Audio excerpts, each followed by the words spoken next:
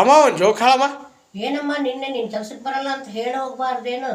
ಇಲ್ಲ ಆಂಟಿ, ನಾನು ಅಂಕಲ್ ಹತ್ರ ಹೇಳಿದೆ ನಾನು ಕೆಲ್ಸಕ್ಕೆ ಬರಲ್ಲ ನಾಳೆ, ಅಮ್ಮರಿಗೆ ಹೇಳ್ರಿ ಅಂತ. ನೀವು ಒಳಗಿದ್ರಿ.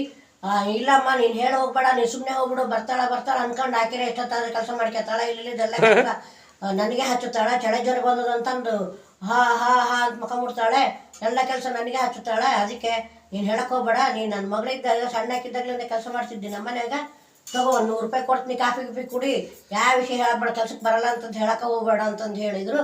ನಾನು ಅದಕ್ಕೆ ಹೇಳಿಲ್ಲ. ನೋಡಿದ ಎಂಥ ಕುಂಚಾಷ್ಟಿ ಮಾಡ್ಯಾರ ನೋಡು. ತಾನು ಕೆಲಸ ಮಾಡ್ಬೇಕಂತಂದು ನೀನು ಬರಲ್ಲ ಅಂತಂದು ಹೇಳಿದ್ರು ಕೂಡ ಬರ್ತಾಳ ಅಂತಂದಾಗ ನಾನು ಎಷ್ಟೋ ತನಕ ಕಾದು ಎಷ್ಟೋ ಹೊತ್ತಿನ ಮೇಲೆ ತಾನು ಹೊರಗಡೆಗೆ ಹೋಗ್ಬಿಟ್ಟ. ಹೌದಾ ಆಂಟಿ, ನಾನು ಹೊರಗಡೆಗೆ ಹೋಗ್ತೀನಿ, ನೀನು ಹೇಳಕ್ಕೆ ಹೋಗ್ಬೇಡ ಅಂತ ಹೇಳಿದ್ರು ನನ್ನ ಹತ್ರ ಕೂಡ. ಅಯ್ಯಯ್ಯ ನೋಡಿ ಇಂಥ ಕುಂಚಾಷ್ಟಿ ಮಾಡ್ಯಾರ ನೋಡಿ. ನಾನು ಎಲ್ಲ ಕೆಲಸ ಎಷ್ಟು ಲೇಟಾಗಿ ಮಾಡ್ಕೊಂಡೆ, ಬಿಟ್ಟರೆ ಮರ್ದಿವ್ಸಕ್ಕೆ ಜಾಸ್ತಿ ಆಗ್ತದೆ ಬಿಡು, ಹೋಗ್ಲಿ ಯಾರಾದ್ರೇನೋ ನೀನು ಕೆಲಸಕ್ಕೆ ಕಷ್ಟ ಆಗ್ತದೆ ಅಂತ. ಥ್ಯಾಂಕ್ಸ್ ಆಂಟಿ, ಹೋಗ್ಲಿ ಬಿಡಮ್ಮ, ಇನ್ನೇನು ಥ್ಯಾಂಕ್ಸು. ಚೆನ್ನಾಗತ್ತಲ್ಲಮ್ಮ ಜೋಕ್.